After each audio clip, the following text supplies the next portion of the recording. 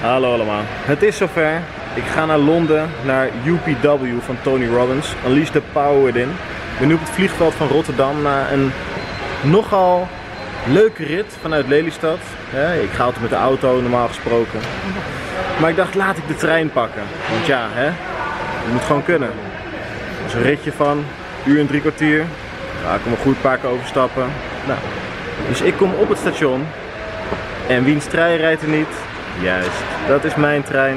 Nou, dus meteen stress lekker in mijn borstkas. Oké, alternatief. Nou, moest ik omrijden via Weesp. Door, overstappen. Daar was er weer 5 minuten vertraging. Dus uiteindelijk komt het erop neer dat ik ook mijn aansluiting mis richting Rotterdam.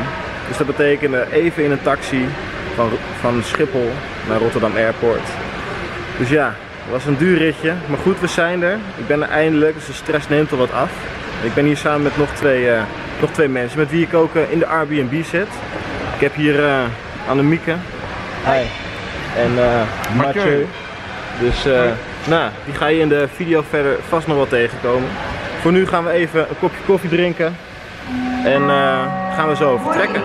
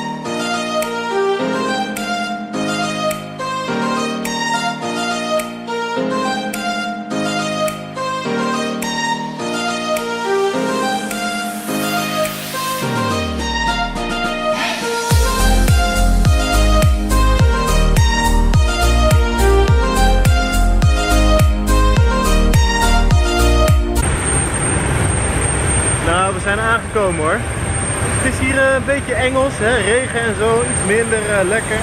Maar ja, het komt helemaal goed.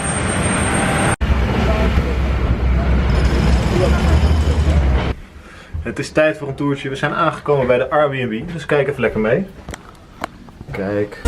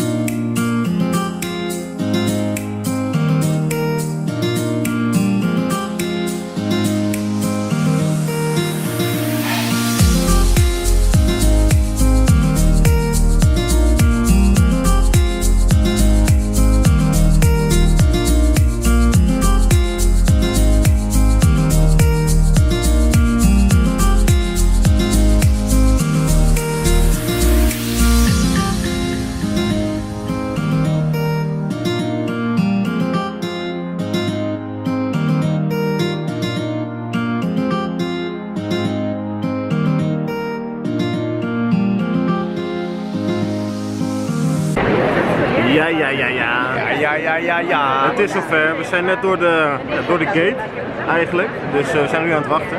Nou, kijk maar even mee.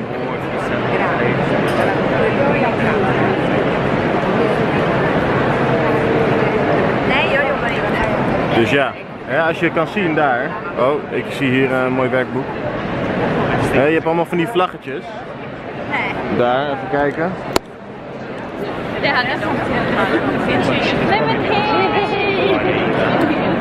Je hebt VIP, Ruby, Solitaire en Diamond. Dat zijn kleine rijen en wij zitten bij Gold. Even kijken. Daar. En nou ja, er zijn hier best wat mensen. Zoals je al ziet. En dit komt dan waarschijnlijk nog helemaal vol te staan. Dus, waarschijnlijk. Is wel zeker. Ja, nou dat denk ik dus ook. Dus ja. 13.000 man, alles bij elkaar. Ja. Wow. Nou, ik ben benieuwd. Je mag hem niet.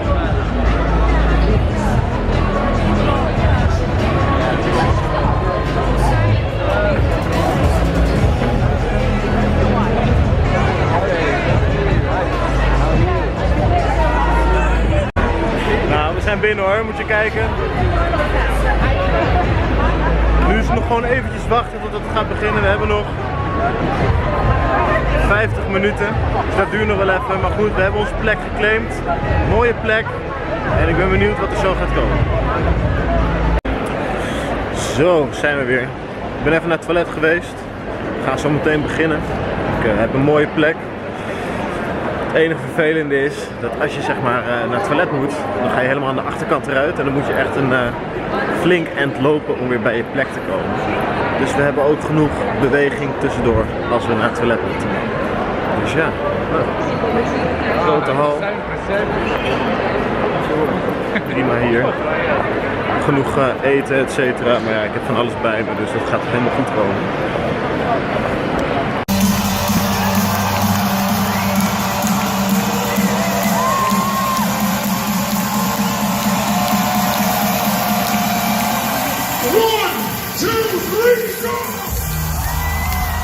For the reward still, who's in that place?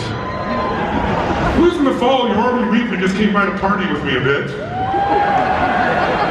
Who's dealing with some winter in some aspect of your life, some real tough situation in that life? So it's a mixture of things that are here. And I can promise you for the next few days, we're going to experience all four seasons multiple times because that's what the human mind does. We're the only creatures on the planet that can think a thought and suddenly become angry. Think a different thought and feel grateful. Think another thought and get excited. Think another thought and be pissed off. Who here has ever been in a really tough situation, maybe at a funeral or a situation where you were really sad, and then somebody says something, tells a story about the deceased or something, and you're not supposed to laugh, but you can't help yourself? Who's had this experience before? And you can see it sometimes in your face, there's a lot of pain, probably your back's hurting or something, and she goes, but you seem so up all the time, how do you do it? And I said, well, part is I attend all these seminars. The repetition in our bodies, we're going to do in the next few days. If you push yourself every time you go, oh, it's time to jump again, bullshit, it doesn't work. If you do one thing with your body and a different thing with your mind, it won't work. But if you do them both, it will work. But we're going to do things that are different. We're not going to do normal stuff. And if you're looking at normal stuff, you'll get the same results everybody else gets. Most people in Europe and the UK, both, and even America, are most people fit and healthy and strong? Most, yes or no? Are most really happy? Yes or no? Are most in a relationship where they have love and passion? Are most earning what they really want to earn? Well, you go, Tony, that's pretty depressing shit. No, I'm no idiot. Most people don't have this. But a few do. I mentioned a few do versus the many to talk. Of a child that was born to a 13-year-old mother. And the father was never there. And what would you think would be the future of a child being raised by a child? Not too promising? And then what if I said that 13-year-old mother had no skills and wasn't paying attention and their child was sexually abused 3 different times by family and friends by the time the child was 13? What's going to be the future for this poor kid now? What if I told you that that child that was abused was also African American in a time in which America didn't have an African American president, but a time in which many people judged other people by the color of their skin, not by the quality of their character? Most people say not much future. What if I told you that that child, when she became 13, identically followed her mother's path and got pregnant at 13, exactly the same? What's the future? What if I told you that that 13-year-old child had a stillborn child, meaning the baby died at birth? What would that do to a healthy adult? Much less a 13-year-old child. It made her crazy. They put her in an institution, but there weren't enough beds to keep her there more than 2 days. And so a miracle happened. A man claiming to be her father came and got her out of the institution. And he trained her to do only one thing, to think differently, to have a different set of beliefs, that life is not to give me something, I need to give something to life. And it changed her life completely. By now, I'm sure you know what I'm talking about. Whose story is this? Quick, who? It's Oprah Winfrey's story. This is her life. One of the most influential women on the face of the planet. And yet you find other people who give everything and they can't fight their way out of the paper bag. So it's not our history. It's not our background. And yet, our culture is constantly reinforcing around the world through social media that we're all fragile and that people can't say or something different than we think or they're evil. It's happening all over the world, isn't it? It's this new function that people seem to have, where we used to say, hey, diversity is beautiful, different points of view, let's find common ground. Now if you talk to the opposite side, there's something wrong with you. So in order for us to reclaim our lives, we can't be part of the culture, because see, listen to this, followers follow the culture, leaders create their own fucking culture. Change my physiology. And I said, wow, this is amazing. I said, why'd you call me though? What triggered you? He goes, I'm not in a meditation, now I'm just sitting here meditating. And he said, for 3 days in a row I kept seeing you. And he said, I thought, well, Tony always wants to know cutting edge things, so I'll call him, because we haven't talked to him in about 5 years. And he goes, or a negative state, or a low energy state, or an energy poor state. By the way, being energy poor is much worse than financially poor. If you're financially poor and you got energy, you can work it out, you can add value, you can make it work. But if your energy is low, you got nothing. Who's with me here? Say ah. So I said, yeah. He goes, well, what if we called those positive states, those peak states, those energy-rich states, what if we called those beautiful states? I said, well, that works. A beautiful state is any state you go into that the energy's high, and as a result, you do the right thing. So would love be a beautiful state, yes or no? Yeah. Would determination be a beautiful state, yes or no? Would courage be a beautiful state? How about laughter? How about playfulness? How about gratitude? When you're grateful, you do the right thing, no one has to tell you what to do. When you're playful, no one has to tell you what to do. It just happens. When I'm playful, you know, I travel around the world and most places on earth, I have no privacy, but there's a few places like in Indonesia, parts of Africa, where I'm a genetic celebrity, but nobody knows who I am. You know, I remember I was in Japan one time before my stuff was really big there, and I got on this elevator and there were these 3 ladies about this size compared to me, and they looked up at me and I could just see the fear in their eyes when the door was about to close. I waited for the elevator to close and I was in a playful state. No one told me to do. I looked around and go, you're probably wondering why I called this meeting, aren't you? And I got to watch me in the state to do it. So when he said suffering, I saw what he was doing and I didn't like that at all. Because that implies that I suffer, and I don't suffer. If you'd asked me 4 years ago, do you suffer? I would have said, no way in hell. And I would not have been insincere. I really believed it. Yes, I would get pissed off or frustrated at times, but that's part of being human. Look, I got 54 companies on 4 continents with 2,000 employees in 12 different industries. What are the chances somebody's fucking up right now? If the definition of fucking up is doing something different than I think they should, what are the chances that right now somebody's fucking up? 0 to 100%, where would you put it? How much? 100%. You know what I discovered? In order to lose my happiness, all I needed was this. My happiness was this cheap. All I needed was turn this thing on, flip it up. Fuck. Oh, that's cool. Oh, fuck. Oh, that's it. Who can relate to all these emotions as you go this far? By the way, what's the average number of times that people around the world now, in the modern world, look at this phone? 80 when they're on vacation. 300 average a day today. It is growing. Every guy said 272, good guess. 300 times a day is the average. You know why? It's a dopamine hit. If it was always good, you wouldn't look. you'd be bored. See, if you go to Vegas and you pull down those one-armed bandits and all the money comes out, you're out of your mind. This is awesome! But if every time your money came through, and money came through, and money came every time, it'd be a fucking job. It's the fact that it doesn't always give you what you want that addicts you. And also, it's a distraction from all the other things you want.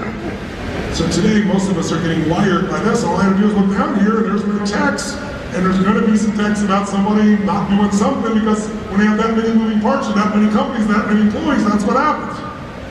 So in order for you to be happy, everyone has to behave the way you think they should.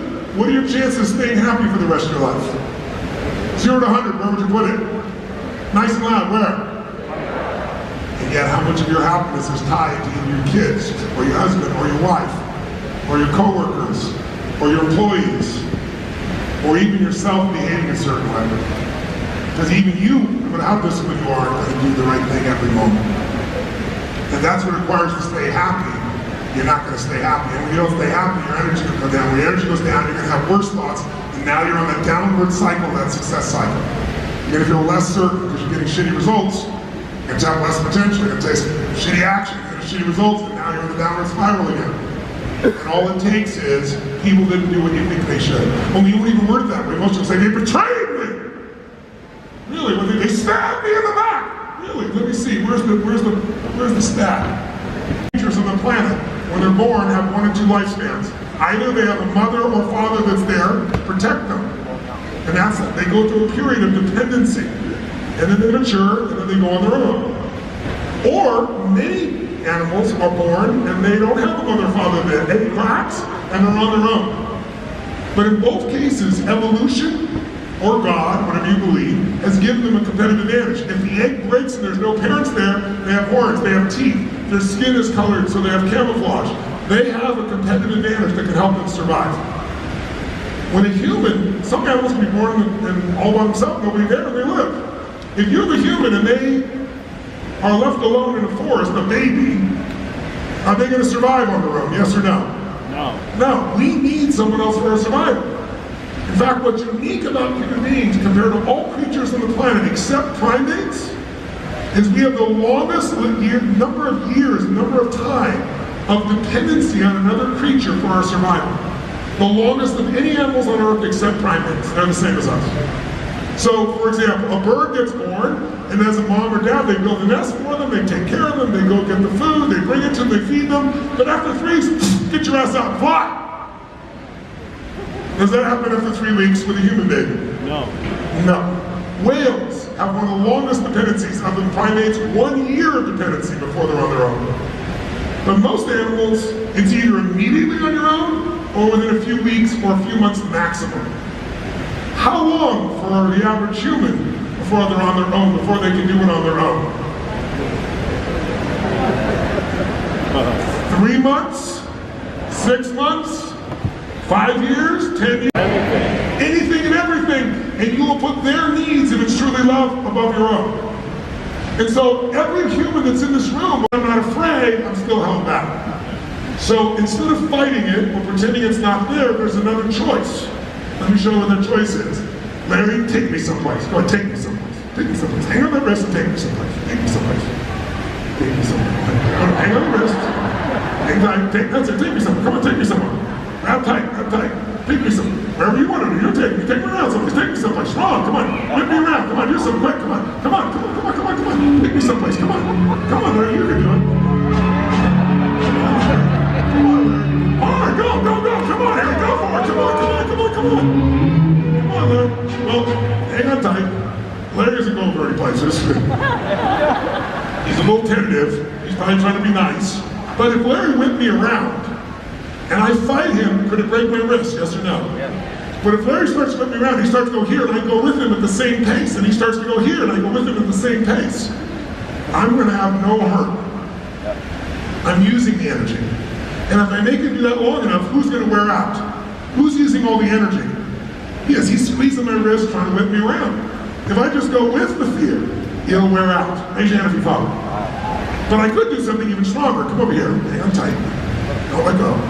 And fear grabs me. Hang on tight. Tight, tight. Don't let go. Come on, nice and tight. And if I go, I'm going to do this, can't do it. But if instead I go, I hear you. Let go. You're going to tight. I go, I hear you. Yeah, I see. I'm a little scared. And let's go this way. That's an Aikido move. So he grabs me tight. Instead of fighting him, I align with the fear. I go, yes, I'm a little afraid. I'm human. And I'd like to go this way instead. The more the fear hangs on to me, if I dance with the fear, it's just an energy I use. If I fight the fear, it'll hurt me or it'll hold me back. If I pretend it's not there, it'll just hold me back. Give me a hand. Thank you so much. Give me a hand. Give me a hand.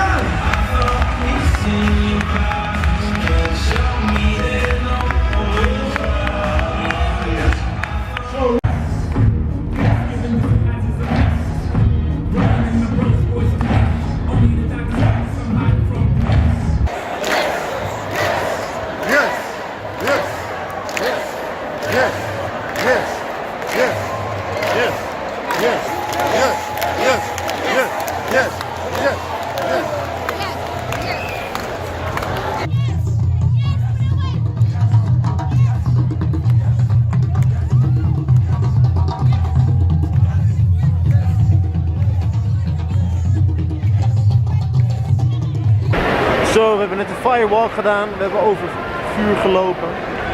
Kijk, blote voetjes. En hoe was het? Ja man, het was echt heerlijk. Ja. Over het vuur gelopen was heerlijk. Ik heb nog een filmpje, die komt ook hierbij. Nu einde van de dag 1. Dus lekker naar Airbnb en dan morgen dag 2 met Joseph McClendon. Yeah. And then you badasses came up with 2 unfreaking believable decisions in your momentum. How many of you are excited about your decisions still? You ain't seen nothing yet, because that's still right about here. Tony is going to take those decisions and take it with you and transform you into those decisions to the person that you need to be. Are you excited? Yes. I'm excited for you. So we did that and then we switched gears. Once you made your decisions, we switched gears. We started learning about our finances. You met Mike Melio. You learned about business mastery. And if you want to change your life, instead of, I can't tell you this enough, ladies and gentlemen, do not try to do it on your own. It is one of the craziest things about human beings is, no, I'll do it myself. No, don't do that. If you want to go further fast, you get a coach, get a mentor, get something. Training never stops when you want an extraordinary life. Now obviously there's paths here with business mastery or anything that you've got here, so we set it up for you, an unbelievable path, and the thousands, hundreds of thousands that have gone before you to prove it. And then of course we switched gears again. We went from there, we started learning about people, how important it is to have your team, how important it is to contribute, and how important it is to have what we call an ultimate peer group. All of that stuff, ladies and gentlemen, here's what I want you to do. Go like this. Lick it, and put it out on that hot ass in you. Just like that, burn yourself. Because you are a freaking badass. All of that you know right now is more than 98% of the people on the planet with regard to how you function as a human being. Which means you are a true badass. And if I were you, I would put my books down and I would stand up. And I would say, freaking rock. I'd turn and I'd look at somebody next to me and I'd say, listen. Say it, say listen. I freaking rock.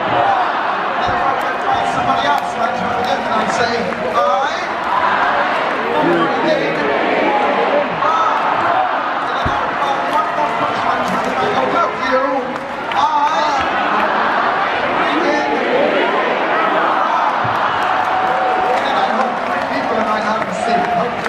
ever done and you've achieved a result more than once, you have a strategy for it.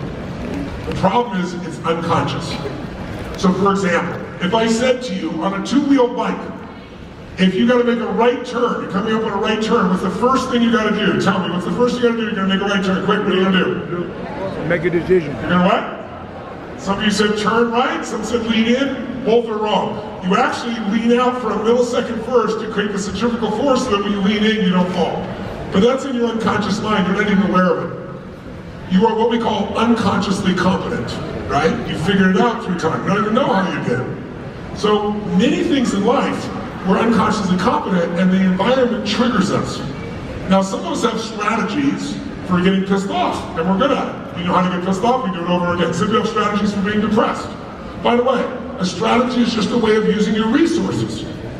And I believe that Joseph walked you through, there's visual resources, right?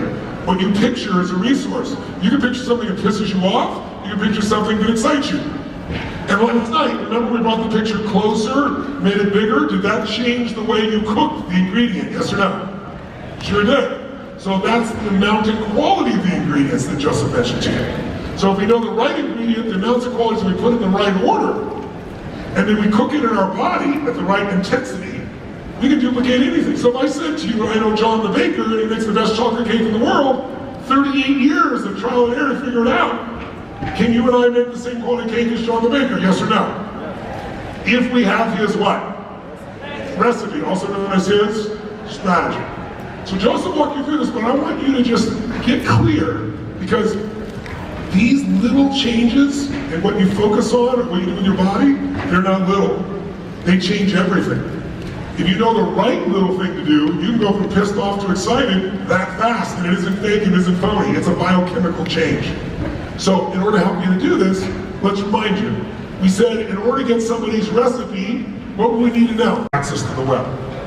You now compete with somebody who is a tribesman in Africa, who's got his phone and can compete. The world is a different place. And so it used to be, if you did a poor job, you got poor rewards. You got low pay. Your kids weren't real happy with you. Your wife or husband really wasn't happy with you, but they stayed with you for 30 years. That's how it was. But today, when you have poor standards, you didn't get poor rewards, you get fucking pain. Is it true? Today, if you do a poor job, you lose your job. If you do a poor job in your business, you're out of business. If you do a poor job in your relationship, do people stay 30 years miserable? Now usually what do they say? I'm out of here. If you do a poor job with your kids in the old days, maybe they smoked cigarettes. Today, if you do a poor job with your kids, they end up in jail or dead. Because kids today have more choices than any time in human history with the least amount of supervision in the history of the world. How many follow? Say aye. So nobody in this room would have poor standards, or you wouldn't be here on day 3 working your ass off with me. But how many of you deal with people in your work, or even in your family, that have shitty, poor standards and it drives you crazy? Say aye. So poor is way down here.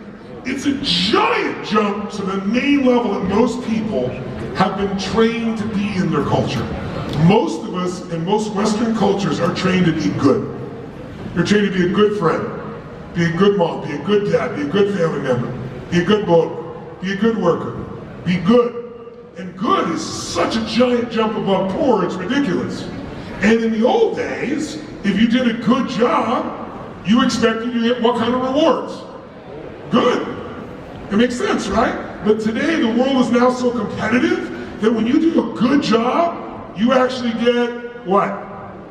Poor rewards. How many know what I'm talking about here? And good people don't understand this because they're like, I'm really good. Why did they let me go? Because you're good. What? Because that's the reward for good today. If you do a good job with your kids, they're using drugs. In America, the latest poll, 72% of kids have used drugs in high school. 72%. Crazy. That's if you do a good job, not if you fuck up. It's the standard now. If you do a good job in your relationship, your partner's going to be bored with you. Or they're going to cheat on you. Or at a minimum, they may not cheat on you, they'll take energy in somewhere else just because they want to feel alive. And if you're really good, chances are they'll eventually leave. And by the way, I get stopped every day of my life by a couple dozen people, and they always come up to me and they tell me beautiful stories. I love hearing them, or they ask me questions. One of the most common questions I get at least 3 to 4 times a month, like once every 7 to 10 days, like clockwork. I can tell you what they're going to say before they say it because I can read the expression on their face. They walk up to me and go, hey, you're Tony Robbins. And hey, got a minute? I don't say no, I don't. They go, I got a question for you.